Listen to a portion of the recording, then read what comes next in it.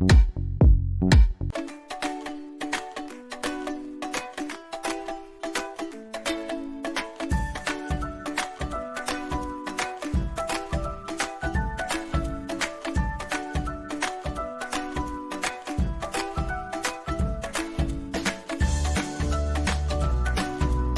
BNCC de Artes, ela tem o objetivo de orientar o professor quanto à prática de ensino de artes, e uma coisa que ali fica bem claro é que o professor não tem que trabalhar por datas comemorativas, como foi feito há muito tempo atrás, né? O professor ele precisa trabalhar a arte pela própria arte, pelo seu contexto histórico, pela história da arte, tanto no mundo quanto no Brasil, né? E ali, naquele documento, fica bem claro que a livre expressão, ou o famoso desenho livre, não é uma prática considerável boa para se fazer, porque deixa muito solto o aluno sem objetivo, e que o melhor a ser feito é o estudo da arte, da obra de arte, do artista, da época em que a obra foi feita, do contexto do cenário sócio-histórico daquela época e as técnicas utilizadas.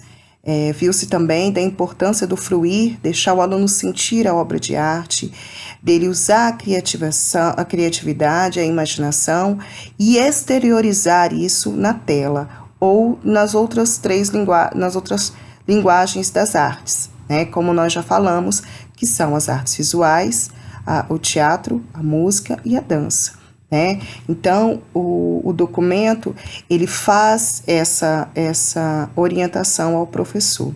E vimos também que uma parte ruim é não delimitar as habilidades e competências para cada ano. Dessa forma, o professor ele tem opção de trabalhar todas as habilidades ou não, né? Geralmente não é o único professor de primeiro ao quinto. E não tem como saber o que foi trabalhado um ano anterior ou o que vai ser trabalhado posteriormente, né? Então, corre risco de o trabalho ficar sem continuidade. Uma outra coisa muito importante de pontuar é que o documento, ele fala da arte nas 3 etnias, né, que deram origem ao povo brasileiro, o branco, o índio e o negro. Todavia, ele não especifica metodologias de ensino ou de trabalho do povo negro em si, né? A ênfase se dá, não por eu ser negra, não isso, mas principalmente pela lei criada em 2003 e apoiada pela resolução de 2004, que é a Lei 10.639, que vai falar sobre o ensino da história da cultura afro, né, da história, da cultura, da arte, e isso deveria estar bem especificado na BNCC de Artes e não está. Passa apenas por uma habilidade e isso aí foi uma falha também do documento. Em resumo, é isso. Depois disso, nós começamos o ensino da arte, da metodologia de ensino de artes, começando pela história da arte.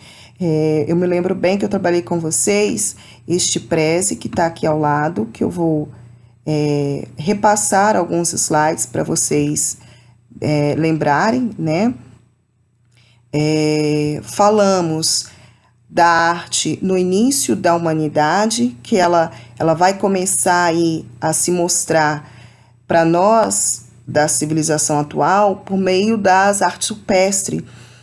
Os homens das cavernas, eles utilizavam as paredes das cavernas como suas telas, cadernos, local onde eles colocavam o seu cotidiano, o modo de caçar, o modo de comer, certos rituais, certos cultos que faziam. A arte rupestre, ela também dá início aos primeiros signos que vai dar início à língua escrita. Então, a arte na humanidade, ela provavelmente aconteceu como uma necessidade de registro. Quem sabe, talvez algum homem quis usar a parede da caverna para fazer uma tela mesmo. Mas boa parte das obras que estão ali nos levam a crer que foi como uma forma de deixar para as futuras gerações o que eles viviam, como uma necessidade de exprimir as suas ideias, os seus costumes, a sua cultura. Isso vai progredindo, né, e vai passando os períodos. Nós temos as grandes obras, como as pirâmides do Egito, né, a arte deixada pelo povo maia, pelos gregos, por todas essas pessoas que nos antecederam. E essas obras, elas são impressas não só nos monumentos, nos templos, mas também em objetos, né, que o ser humano vai deparando, vai encontrando. A importância do ensino de artes, né? Aqui no Brasil a gente percebe que é dado pouca importância para as artes, mas nos Estados Unidos, por exemplo, após o período da guerra, eles perceberam que para tornar o país desenvolvido era necessário investir nas artes.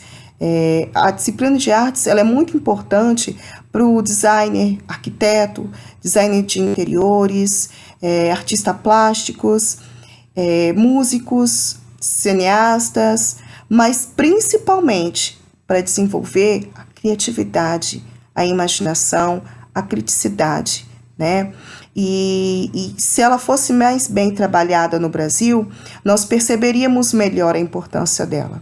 A Ana May Barbosa é essa daqui, né, que eu apresentei para vocês na aula, que foi uma das primeiras que fez doutorado na área de artes e começou a trabalhar o ensino de artes de uma forma mais contextualizada, de uma forma mais profunda.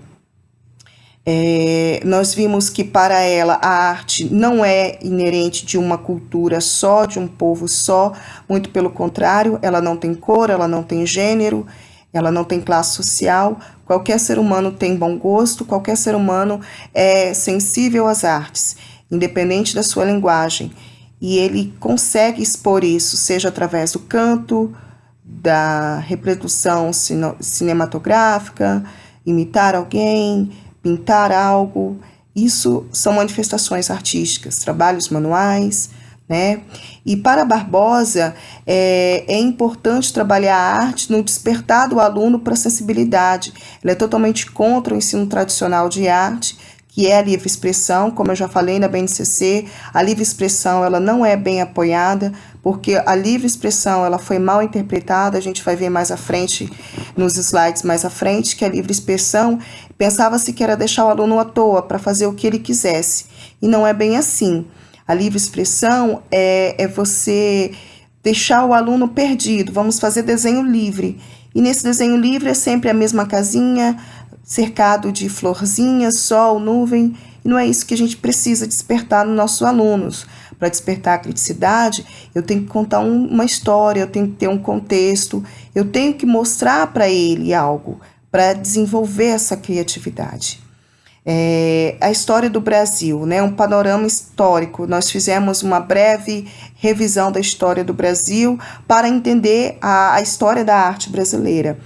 A arte ela existia aqui desde os povos indígenas, mas ela passa a ser reconhecida mesmo com a vinda da família real, que traz para cá a corte em 1808, e todos os artistas da época vieram com eles, tanto músicos como artistas de teatro, pintores, dentre eles Debré, que era um pintor que pintava a paisagem da época, o cotidiano da época e também os retratos, né, da família real, foi Debré quem fez.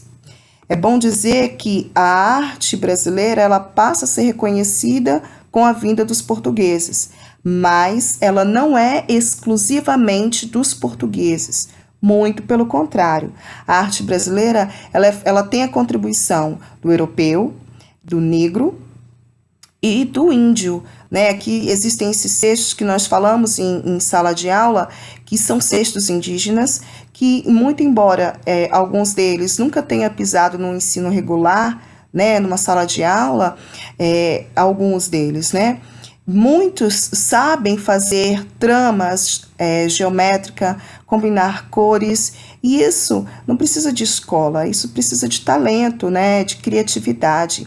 Então, a arte indígena, ela está presente na nossa cultura, seja por meio de cestos, de palavras, de comida, de costumes. O costume de tomar banho todo dia é indígena. O costume de comer farinha, de milho, de mandioca, o milho em si, né, de ralar, o fubá, tudo isso é indígena. Aquele livro lançado ano passado, Escravidão, de Laurentino Gomes, diz que queria saber o que os europeus comiam antes de vir para o Brasil, porque é do índio e do negro as contribuições da nossa culinária, quanto ao milho, quanto o aipim, a mandioca, batata doce, né? E nós sabemos que isso não é levado em consideração. A contribuição do negro na linguagem, na dança, na comida, nos costumes, isso ficou deixado de lado por conta desse movimento aqui, ó, o etnocentrismo ou a arte etnocêntrica, que é um ser humano que se julga superior, achar que só a sua etnia é digna de nota, é digna de consideração. E, infelizmente, os brancos que para cá vieram, eles tinham esse etnocentrismo. Tudo que tinha valor, tudo que era precioso e rico, vinha da Europa, de Portugal, de Lisboa e de outros países de pele branca. Os que vinham da Europa, da parte aí, né, da África, dos negros, não tinha representação artística, não era considerado como arte. É daí, desse período, que surge o preconceito em relação aos negros, né, que falarei também mais à frente. Os estilos literários. Já existia na Europa, desde o século XVII, o barroco.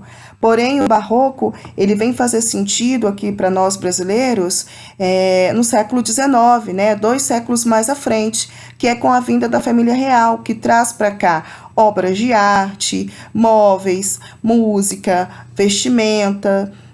Essa obra que está aqui descrita de Paul Rubens, que demonstra a ousadia, a sensualidade, o mistério, né?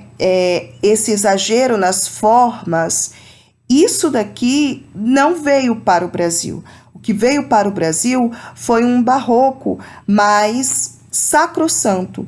A Igreja Católica aproveitou para usar o estilo barroco para retomar o poderio que havia perdido por conta do protestantismo. Nesta época, os protestantes estavam ganhando força, a igreja estava perdendo adeptos por conta dos seus altíssimos impostos. Muitos católicos deixaram a igreja e foram ser, com Martim Lutero, abrir a igreja luterana e surgiram outras denominações. Então, a igreja ela se usa da arte barroca, desse exagerado nas formas, nas esculturas, nessas expressões humanas, para fazer o seu poder voltar, para mostrar ao homem a magnitude de Deus, né? As igrejas passam a ser construídas cheias dessas imagens grandes, imagens que davam a impressão de que estavam olhando para a pessoa. As abóbodas, que é essa parte no alto da igreja, tinham os afrescos que eu comentei em aula, que eram pinturas feitas no gesso ainda fresco, por isso esse nome afresco, e que remetiam o poder dos santos. Você entra numa igreja barroca, você tem a sensação de que está sendo observado. E era essa a intenção dos artistas da época, era mostrar que você estava sendo vigiado pelo alto, pelo altíssimo, né, pelos santos. Geralmente os nobres ficavam aqui no púlpito, né, aqui na parte de cima da igreja, perto da abóboda, e as pessoas de classe mais baixa embaixo, né? E essa arte barroca, aqui no Brasil, ela tem, então, a contribuição forte de Aleijadinho, Antônio Francisco Lisboa Aleijadinho, que conseguia imprimir nas suas obras de arte essa imagem humana, né? Esses olhos arregalados, algumas imagens sérias, e que dava a impressão de que, olha, estou te vigiando, não conspira contra a Santa Igreja, né? Então, o barroco aqui ele tem uma denotação diferente, uma conotação diferente do que teve na Europa 200 anos antes. Antes do barroco, depois do barroco, aqui nos slides apareceu, e eu estava falando, eu não pude parar. Aqui, ó, esse teto é do Palácio de Queluz, né, em Lisboa, e que mostra o rococó, que foi uma continuidade do barroco, esse estilo aí, né, esses risquinhos arabescos no teto, esse estilo rococó, que significa rocaille, que são essas formas tortuosas que existiam no alto de igrejas, na fachada, né, essas curvinhas aqui, que também aparecem em móveis antigos, né. Esses foram os principais movimentos aqui no Brasil, tiveram muitos mais, mas eu só foco nestes três. O neoclassicismo eu falo principalmente por conta da Rua da Conceição, aqui em Linhares, que reúne a casas do modelo do neoclassicismo, que era um período em que a família real, né, já estava aqui no Brasil, aqui, que era a casa de veraneio, lá em Petrópolis. Você pode perceber o estilo do arco nas janelas, as colunas, né, que se remetem às colunas coríntias. Essa casa, por estar no campo, ela tinha um recuo, diferente das casas da cidade, que tinham que estar alinhadas com a rua, como, por exemplo, o Palácio do Catete, né? Essas casas, elas tinham grades, vidros, para demonstrar o poder, né? A beira e a tribeira, que mostrava o dinheiro que a pessoa tinha, né? E que nós falamos sobre isso na aula. A tribeira era aquele detalhezinho ali na casa. Deixa eu mostrar aqui. Por exemplo, aqui, ó, no Palácio do Catete mesmo, nós temos a tribeira, né? Que seria essa parte aqui que parece um detalhe, na verdade, é para também cobrir essa fachada, proteger de água de chuva, né? Mas principalmente para demonstrar o poder. Naquela época era muito comum ter o brasão da família, igual tem, né, na casa da Conceição, ali da Rua da Conceição, dos Calmon. E é interessante fazer um passeio com os meninos pelaquela rua, para rememorar a arte aqui em Linhares, que seguiu esse modelo do classicismo, né? Do neoclassicismo. Então, a história da arte brasileira, ela, como eu já disse, ela foi demonstrada por Debré, Jean-Baptiste Debré. A pintura foi dele, que retratou Dom João VI, né? Ele foi considerado o verdadeiro retratista real.